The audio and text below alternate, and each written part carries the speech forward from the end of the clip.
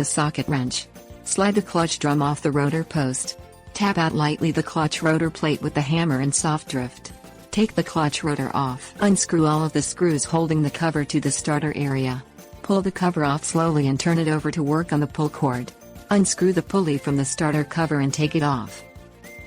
Cut the pull cord just underneath the handle and at the knot in the base of the pulley. Take the pull cord off the pulley. Slide the recoil spring out of the pulley and check that it's not bent or damaged. Replace the recoil spring, if necessary. Clean the pulley with the rag. Thread the new length of pull cord through the center of the pulley. Pull it through the hole in the cover and the hole in the handle. Tie a knot at the top, above the handle, and at the bottom, below the pulley. Wind the cord around the pulley clockwise. Fit the recoil spring back into the center of the pulley.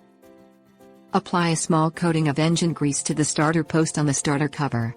Slide the pulley back onto the starter post and tighten the screw. Pull 10 inches of rope off the pulley and twist it into a loop. Turn the loop back and forth while holding the starter cover to connect the pulley to the recoil spring. Continue holding the loop while turning the pulley 3 to 5 clockwise turns to put tension on the recoil spring. Let go of the loop while holding the cover, and the cord should fully retract. Repeat the tensioning process and add one extra turn if the cord doesn't retract fully. Reassemble and tighten all other parts in reverse order.